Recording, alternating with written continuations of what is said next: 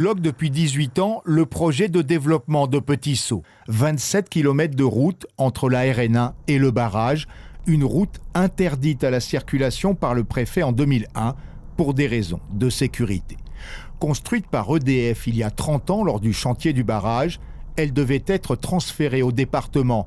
En 1997, le président du Conseil général Stéphane Phinera-Hort donne son accord pour ce transfert sous réserve de travaux de réhabilitation. Mais la majorité suivante s'y oppose, jugeant insuffisants les travaux financés par EDF. La route reste donc une piste forestière gérée par l'ONF sur le domaine privé de l'État. L'ONF n'a pas les moyens de l'entretenir. Sur 10 km, le revêtement est à refaire, ici ou là des risques d'effondrement. Pour emprunter la route, il faut une autorisation spéciale de la préfecture. Gérard Prévost est engagé depuis 20 ans dans une association de valorisation de Petit-Saut. L'accès restreint au site est un gros obstacle au développement touristique. Des délais pour obtenir cette autorisation, au moins de 15 jours. Il y a des contraintes, fournir des informations sur l'identité et sur l'immatriculation des véhicules.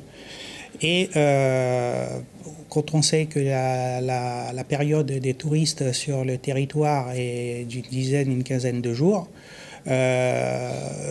matériellement, celui qui découvre qu'il y a le site de Petit-Saut, il ne peut pas y aller. 10 000 visiteurs par an étaient prévus au départ à Petit-Saut. On en a compté seulement 1 millier l'an dernier.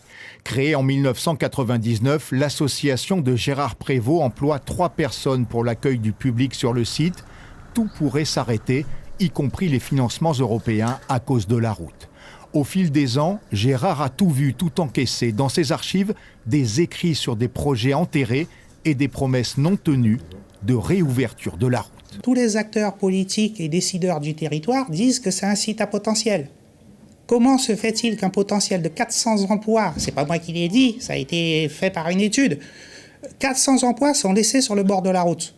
La mairie de Sinnamary milite elle aussi pour le développement des activités à Petit-Saut. Écotourisme, recherche scientifique, exploitation de la biomasse, c'est l'un des axes du projet d'économie bleue soutenu par le réseau Odyssea. Mais là encore, tout est gelé. La route de Petit-Saut c'est un blocage parce que nous n'avons pas encore pu trouver la solution avec l'État et peut-être la CTG pour l'ouverture. Sollicité, la préfecture nous a répondu par mail. Cette route est une voie de désenclavement de Saint-Élie. Elle ne peut être communale mais nécessairement départementale. Elle devrait en théorie être transférée à la CTG. La préfecture ajoute que les financements permettant une véritable réhabilitation ne sont pas prévus. Les services de l'État ont fait des propositions qui sont à l'étude. La région puis la CTG avaient prévu 4 millions d'euros pour la route de Petit-Saut sur leur programmation pluriannuelle d'investissement. Un peu plus d'1 million a été investi en 2016. Le reste a financé des travaux d'urgence sur la route de Mana. Vice-présidente de la CTG chargée de l'aménagement et du transport, Isabelle Patient plaide pour un transfert de la route à la communauté de communes des Savanes. Il a envisagé que ce soit la CCDS donc, qui gère cette route-là, que ça devienne la première voirie d'ailleurs intercommunale de Guyane, et parce que derrière, ils vont récupérer de la fiscalité du fait de l'activité qui leur permettra de financer l'entretien de la voirie. Vous défilez pas un peu dans cette affaire ? Ah non, pas du tout, parce que justement pour nous, nous avons déjà investi 1,2 million sur toute cette route-là, et nous envisageons aussi de participer pour compléter, on va dire, le budget de l'opération, car pour nous, le barrage de Petit-Saut, ce site est un site touristique majeur, c'est l'un des plus beaux sites de Guyane, et en plus il y a un potentiel économique, mais qui est indéniable, et il est évident que nous allons nous engager. Le maire de Kourou et président de la communauté des communes des Savanes confirme son intérêt pour cette route.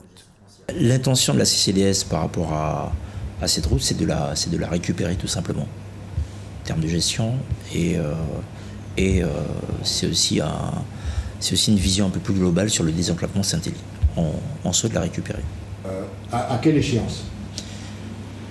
Le plus vite possible, ça fait 30 ans que ça dure. Le 20 août, les partenaires du dossier se sont fédérés dans un comité d'orientation territoriale.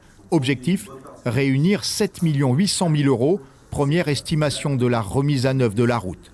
Le projet de la dernière chance, sous peine de voir le rêve de Petit-Saut s'évanouir dans les flots du Sinnamary. Suivez l'info sur Guyana Première, télé, radio et internet.